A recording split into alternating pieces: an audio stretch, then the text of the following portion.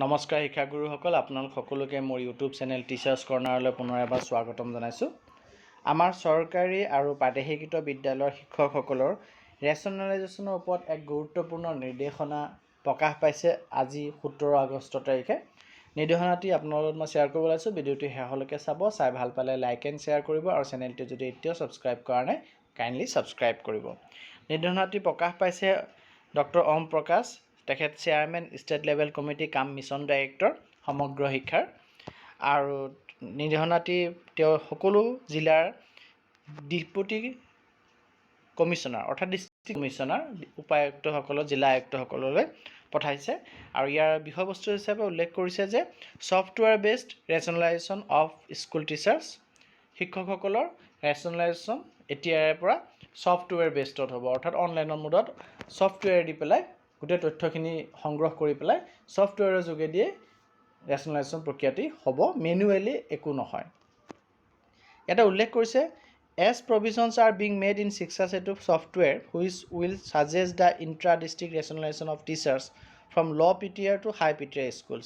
যে শিক্ষা সেতু ছফ্টৱেৰ এনেকৈ ধৰণৰ বনোৱা হৈছে বা প্ৰভিজন অনা হৈছে, যাৰ জৰিয়তে ইণ্ট্ৰা ডিষ্ট্ৰিক্ট ৰেচনেলাইজেশ্যনবিলাক তাতে ছাজেষ্ট কৰিব, শিক্ষা সেতুত ছাজেষ্ট কৰিব। শিক্ষা সেতুৱে দেখুৱাই দিব যে ল' পিটিআৰৰ পৰা হাই পিটিআৰ স্কুললৈ তাতে শিক্ষা সেতুতে এইটো ছাজেশ্যন আহি যাব বা শিক্ষা সেতুত শ্ব' হৈ যাব। তেনেধৰণৰ প্ৰভিজন শিক্ষা সেতুত অনা হৈছে। As software generated rationalisation is under progress, আৰু এই প্ৰক্ৰিয়াটো যিহেতু আণ্ডাৰ প্ৰগ্ৰেছত আছে, চলি আছে।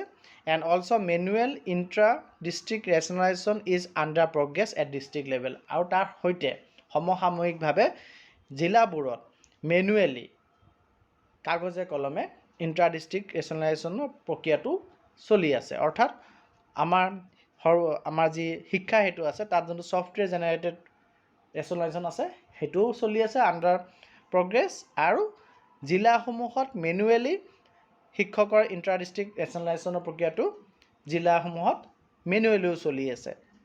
সেই গতিকে the districts are directed not to process any rationalisation manually.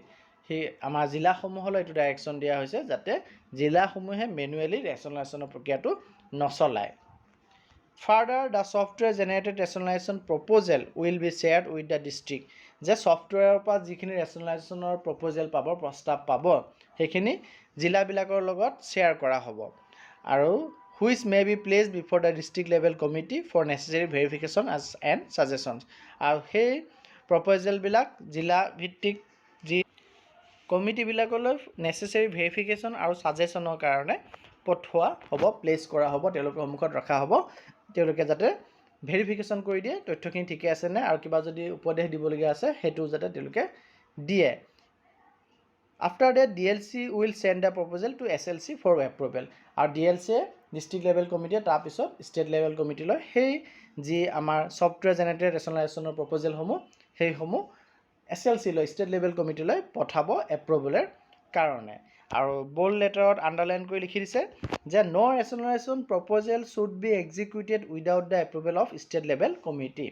যে ৰাজ্যিক ভিত্তিক কমিটিৰ এপ্ৰুভেল অবিহনে কোনো ধৰণৰ কোনো ৰেচনেলাইজেশ্যন প্ৰপ'জেল প্ৰস্তাৱ এক্সিকিউট কৰা নহ'ব। This has the approval of honourable education minister government of Assam.